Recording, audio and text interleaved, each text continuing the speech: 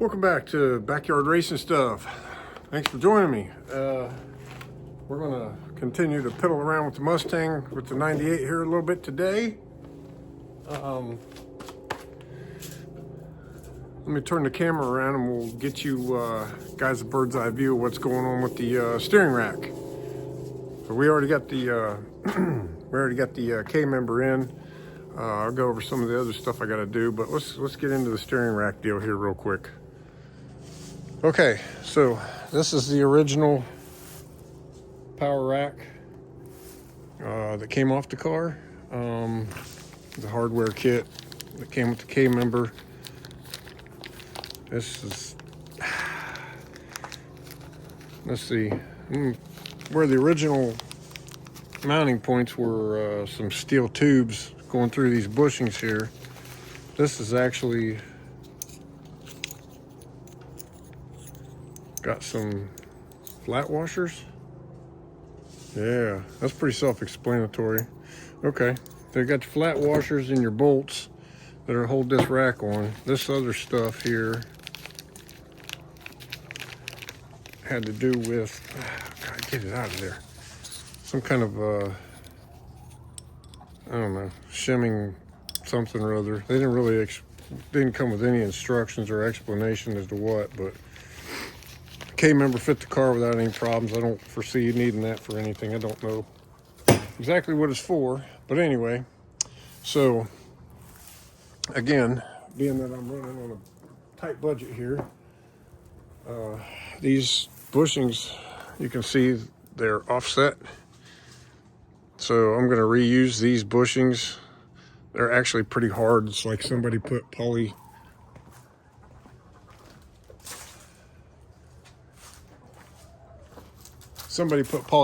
bushings in the car at one point, so I'm just going to reuse those. I'm going to reuse the tie rod ends off of this, and then we'll get into, let me get those things broke loose, and then we'll get into some of that, what we're going to do with that. So stick around. Okay, you see we got the tie rod ends off. So what I'm going to do next is I left the nuts. Basically, I just got them broke loose and left them. So because the only thing I can do is get this ballpark. So that's 1 inch and 5/8. All right, 1 5/8 right there. Okay, and we'll do this other, bear with me here, this other side as well.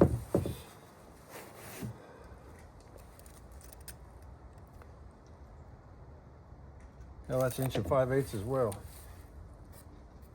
Okay, so I don't know if you guys noticed or not, but on the aftermarket Unisteer, they got some really chintzy nuts on there.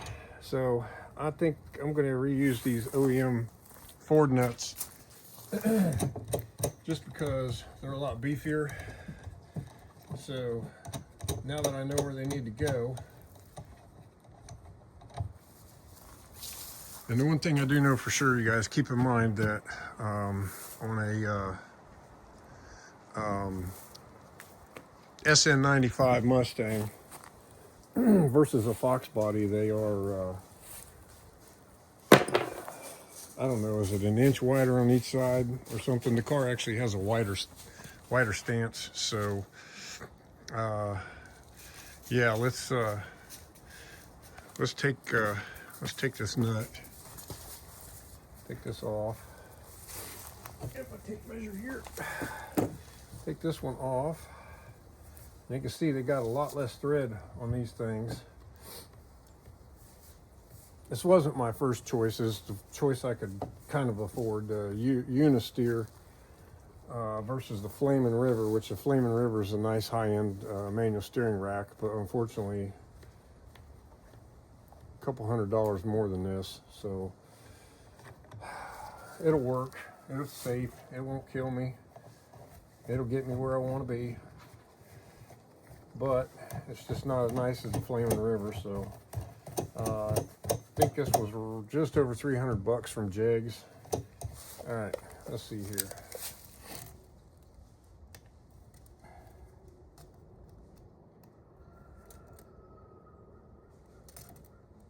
There's your 1.5". All right. And of course, remember that none of this will get this car aligned properly. All I'm doing is getting it ballparked to where it's movable, steerable, and obviously you want to take it and get it aligned properly. So there's that.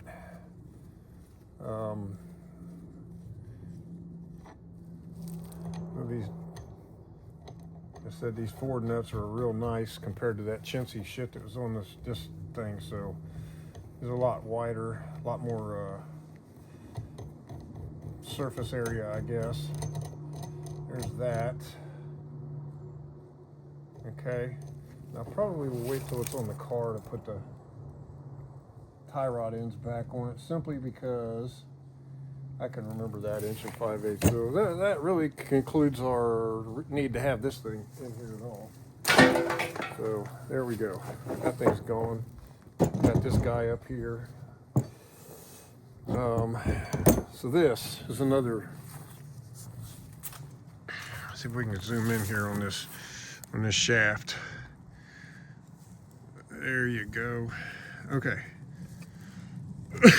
That's one thing I didn't show you on the other one. This is a 26 spline 9/16 shaft. Okay, this is pretty much what you're going to get with a manual rack, no matter what brand you buy. Now, on the power unit, it is this weird. I can't even tell you what kind of shape that is. It's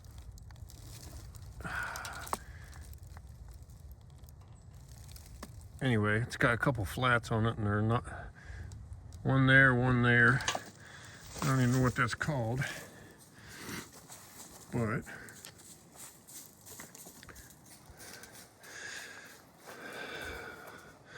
we'll temporarily set this thing on the car and see what we got here. Stick around.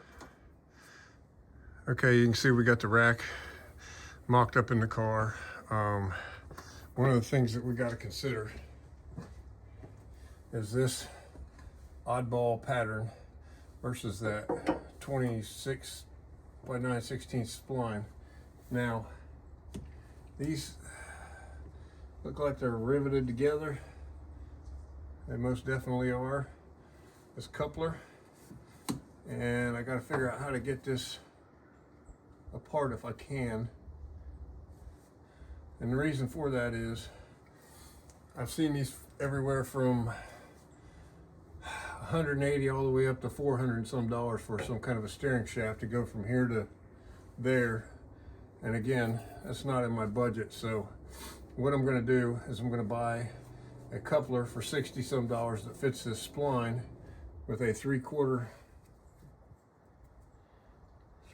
ID, and I'm probably going to cut this off, possibly make me a piece on the lathe to slide in this and slide in that coupler and weld it all together, and it'll still have the collapsing feature, like say the car ever gets out of hand and punch a wall, and this is designed to absorb some of the collapse of the car so it doesn't drive the steering wheel into your chest. But I just can't justify paying that much money for that thing. So when I do get the coupler and I do get this cut apart, I will share with y'all what exactly I have to do to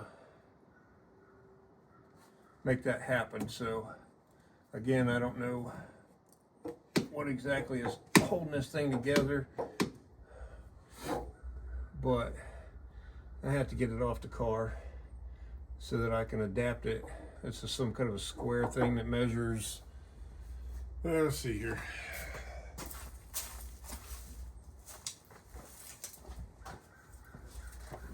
It measures, yeah, it's 1 inch square on the outside. I don't know what the ID of it is,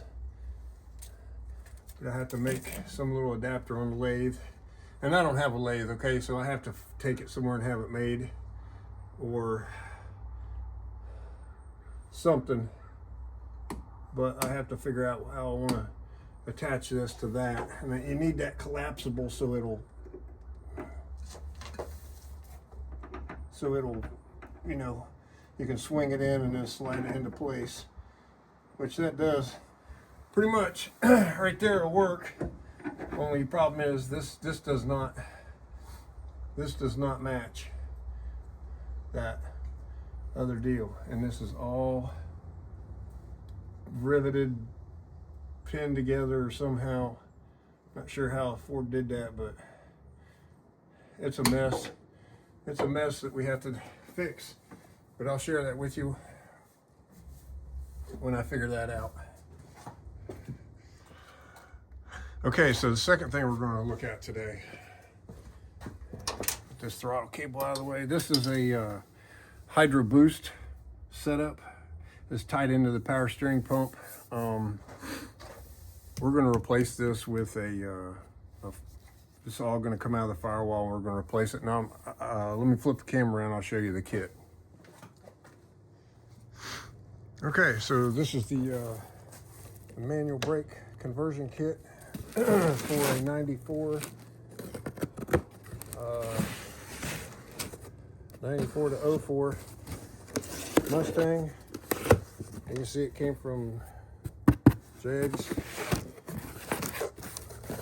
Props to them. Those guys were in my neighborhood growing up, so I did grow up in central Ohio. So it is manual brake conversion kit 94 to 04, part number 631401. I believe it was $148. So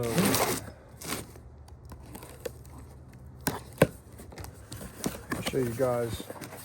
You're seeing it at the same time I am. So okay, so here's the adapter plate that bolts to the firewall and adapts this master cylinder. You've got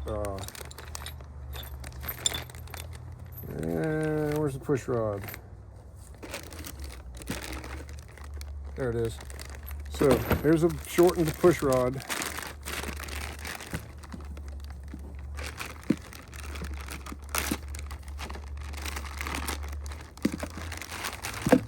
And it looks like a, I don't know, it ain't real high dollar, but Chinese for sure.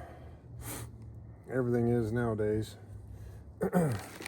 So here's the boot and the push rod, because obviously the hydrovac's going to take a different length. That's the little boot that seals over the end of this, and then there's your push rod that goes in there, and then it's got this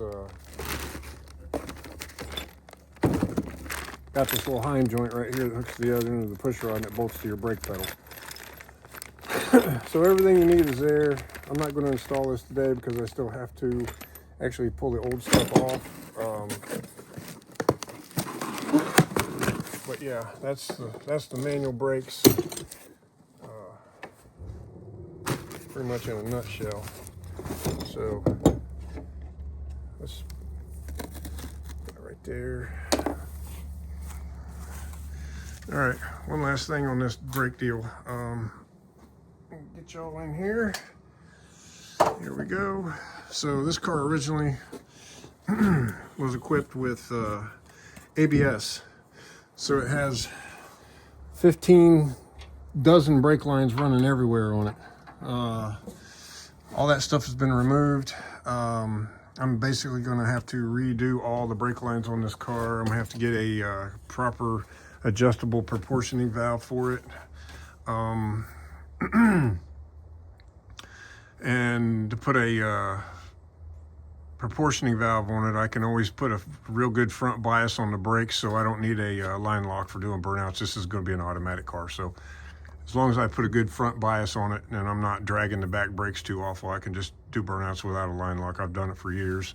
On Misty's 5-speed car, unfortunately, we have to have one, but on this one, we're not going to have to have it. I get a adjustable proportioning valve, and then I'm going to have to, I don't know how many of these brake lines I'll be able to reutilize, probably about none of it, if I had to guess. But we'll do that.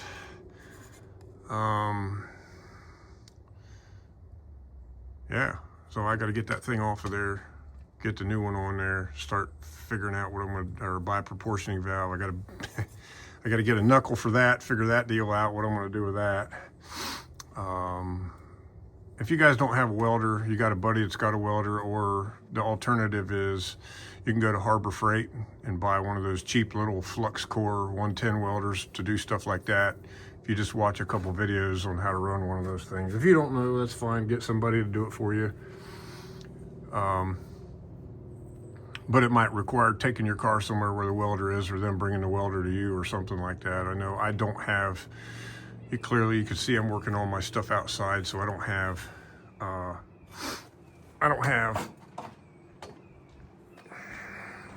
the equipment to run 220. I have a 220 welder with gas, a nice MIG, but I can't do anything with it. So, okay, last thing. So,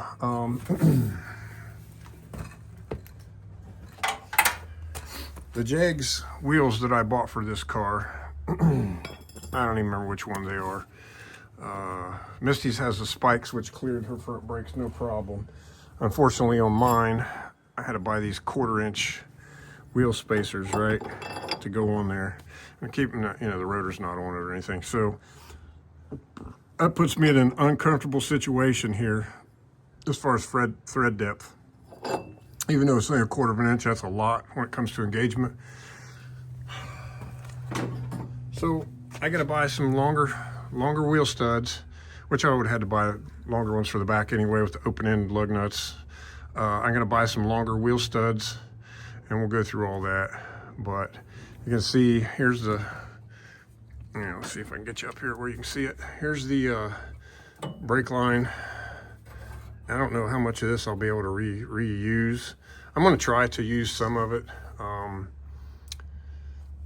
but I have to buy a flaring tool. I haven't owned one of those in years, so, and I'm leaving the tie rods loose for now until I can get the wheels on it and do a quick stripe around the tire, measure back to front, and see where I'm at. Because all I can do is get it ballpark. It's going to have to go to an alignment shop to get done right.